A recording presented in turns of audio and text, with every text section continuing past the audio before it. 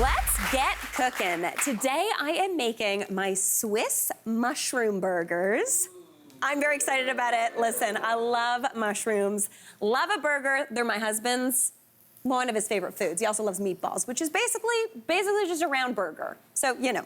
But first I need to get to work on the mushrooms. So I've got some mushrooms here that I've sliced up and I've cooked them in a pan over about medium-high heat. Now those have been cooking for about 4 to 5 minutes and I put them in the pan with nothing else. A little bit of salt, but no fat. Because this little baby, my good friend the mushroom, is actually filled with moisture. I know it doesn't look like it. It kind of looks like a dry, kind of strange little vegetable, but there is so much liquid in here, and by cooking it under dry or over dry heat at first, it allows a lot of that moisture to cook out, and then we're gonna add fat and flavor, which is gonna then caramelize everything down, which is amazing. So into those mushrooms, I wanna add in a tablespoon of butter, because butter and mushrooms, I mean, what more could you want? In my world, not much. Add that on in. And that butter's just gonna melt in. So this is the point that we're gonna bring caramelization. All that moisture has kind of cooked out of those mushrooms, giving them a nice, really meaty texture. And as soon as that butter hits, it smells so good. And you can see, they start to get like golden brown and shiny and beautiful. That looks amazing. If I were to put the butter in earlier, they would cook down and it would still be all fine, but they wouldn't like caramelize the same way because there'd be a lot of steam in there. But to add even more flavor into these mushrooms, I'm gonna add in some garlic. So I've got 2 cloves of garlic here, and I'm gonna grate those straight on into the pan. Anytime you're working with garlic, the more you cut garlic or mince it, the stronger the flavor will be. So if you want a lighter garlic flavor, you actually wanna slice it and leave it in bigger pieces. But I want big punchy garlic with these burgers, because that's how I like my burgers. I only share burgers with people I like well enough to have garlic breath around, which is a good rule to follow in life. So add that in. And again, just mincing right on into the pan, because then that's gonna save my cutting board from smelling like garlic, which I hate so much. Truly, grating cheese and mincing garlic are my 2 least favorite tasks in the kitchen. Now give that a little bit of a mix up. And all that caramelization, you see that golden brown? Oh my gosh, that smells and looks so good.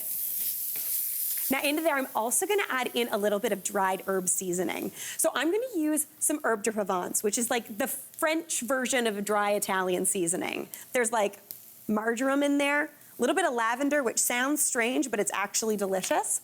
I'm gonna add in half a teaspoon of that. If you wanted to though, you could totally use dry Italian seasoning. That would be great as well. But this gives like a little bit of a French Alps vibe. If we're doing Swiss mushroom burgers, Switzerland and France, they share the mountains, right? Yeah, geography. Not my strong suit. There you go. Give that a little mix up. That is looking amazing.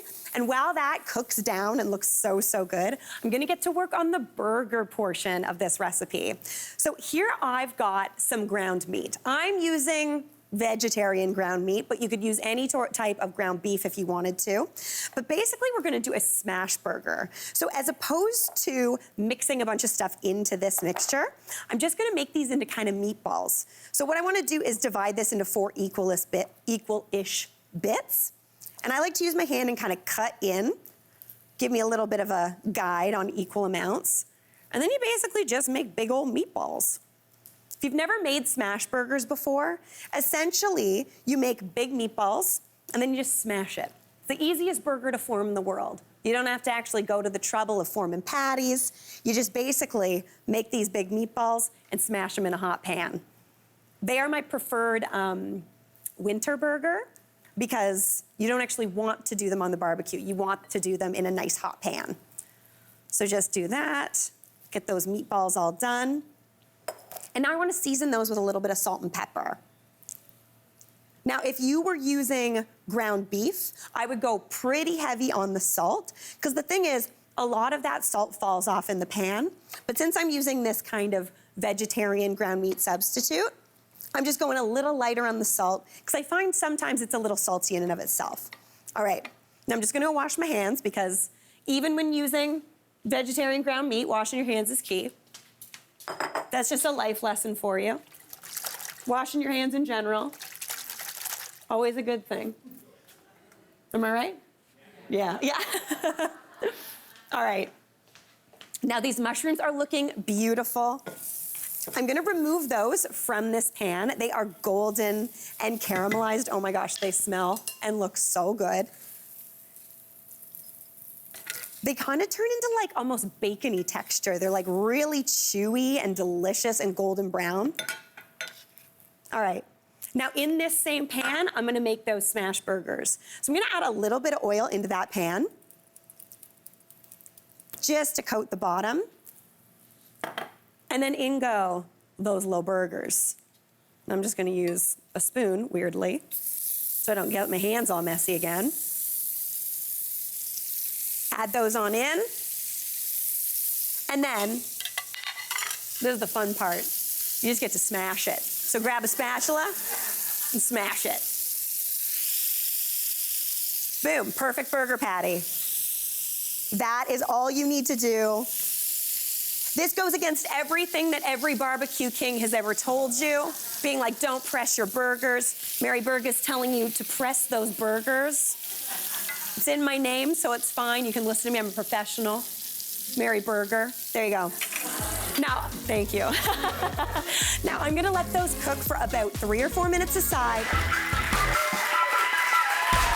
Today, I am making my Swiss mushroom burgers, which are 3 words that I really like together. I'm very pumped about it. So I used plant-based meat for my patties to make them completely vegetarian, but you can use whatever ground meat you'd like. So my patties are all cooked and looking great, but now it's time to work on assembling these babies and giving them like the Swiss vibe, which is very exciting. So I've got my burgers here, they're sitting here. My pan's still hanging out. This pan is doing all the work for me today, and I'm very excited about that because on the bottom of here, we've got a little bit of garlicky flavor, some of that delicious meaty flavor, a little bit of butter. This pan tastes delicious. Obviously, we can't eat a pan though. So, in order to get the flavor of that, what I'm gonna do is I'm gonna actually build my burgers in this pan. Hear me out, it is a good thing. So I'm gonna add the bottom buns of my burger buns into there. And what that's gonna do is it's gonna kind of pick some of that stuff up. If you really wanna go for it, you can even do a little bit of that action to pick up some of that golden brown color, which is absolutely beautiful. And I wanna top those with a little bit of Dijon mustard. I love Dijon mustard. Again, we're going back to France. Are we in Switzerland or are we in France? I don't know, but I like it. I'm into it. All right, so I'm gonna add a little bit of Dijon onto the bottom buns. And for me, anytime I'm doing a burger that has mushrooms on it or something that's like really cooked down, I don't usually do all my like classic toppings. I kind of keep it a little bit more narrow, a little less fancy. So I've already fancied it up with those mushrooms. So just a little bit of mustard down here is perfect. To me, these burgers, there is no place for ketchup on this burger. And that's me saying that, which is, if you knew me, very rare. I love ketchup. I put it on most things. It's a delicious sauce, and I don't care who knows it. A lot of chefy people don't like ketchup, but I think it's delicious. Now, I'm just gonna top those little buns with these delicious crispy burgers. And this is the thing about a smash burger. It gets all crispy around the outside. It kind of also almost looks kind of like a really weird flower. Does that make sense? Like it's not a perfectly round little burger. It's got kind of like gnarly bits all on the outside. That gets nice and golden brown and crispy, which is absolutely beautiful. So tasty and good. Again, you can do this with beef, that would be amazing. If you wanted to, I wouldn't blame you if you wanted to put some bacon on here, that would be delish. But I'm just gonna top those burgers with those amazing cooked down mushrooms. And this is one of my favorite reasons for using a pan to get these burgers all assembled, is because everything that falls off just becomes a nice little snack for you later. Everything in the bottom of here, that's fair game. That's what we call the chef snack in my house. And I sometimes go a little extra messy, so I get extra chef snacks. Even though I like cooking for other people, sometimes I'm a selfish person. I want the extra snacks. All right, now to get the Swiss into these burgers, I have got some grated Swiss cheese here. Now you can use any type of Swiss you want. Classic, like Canadian Swiss would be delicious. Personally, I'm a Gruyere fan because Gruyere gives you that really nutty, delicious flavor. Scatter that on top, and I like grated cheese on my burgers. I find it melts really nicely, and if it doesn't melt all the way, it's still gonna stay on there. It's not gonna all kind of come off in one big piece. So scatter that cheese all over top. And again, in that pan, that cheese all on the bottom is gonna start to melt and crisp up a little bit. So now, to get that all melted and delicious, I'm gonna pop these babies under the broiler. Give it a little golden brown color, ooh, which is amazing. Ooh. Ooh, we are using Gruyere. I just got the smell of it, and that is a good thing. Now, I just wanna broil those until they are nice and golden, or even just a little bit melted. That'll be absolutely delicious. While they start doing their thing, I'm gonna pour myself a nice non-alcoholic beer, because it is before 11 a.m. Oh gosh, what a shame that was. Oh my gosh, I'm so embarrassed. Whoops. My grandpa owned a bar. He would be not proud of me right now, let me tell you that. This is the worst pour I've ever done in my life. Welcome to Berg's bar. That's the beer you get. All right, perfect, I've got that ready. And then on these top buns, I'm just gonna add a little bit of some mayo, because I love me some mayo. And in my mind, you need something on that top bun to stick things to. And the only additional thing I would have on these burgers is a little bit of some nice crisp green lettuce. All right, doing its thing. Let's check on that cheese. Hopefully it's melted. If it's not, I'm still gonna eat it. Ooh, it's looking pretty good, okay. Ugh.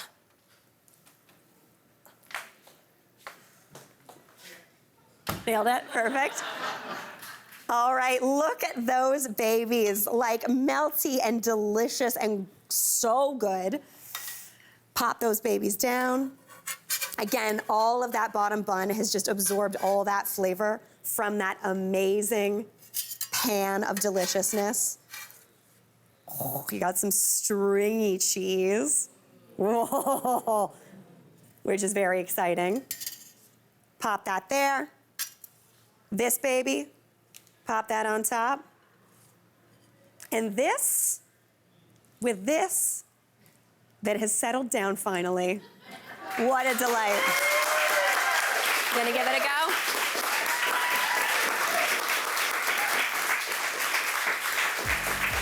Come on, oh my gosh, that is so good. We gotta take a quick break. I got some eating to do. Hey, Mary here. What did you think? Drop your comments below and don't forget to like and subscribe for more of the good stuff.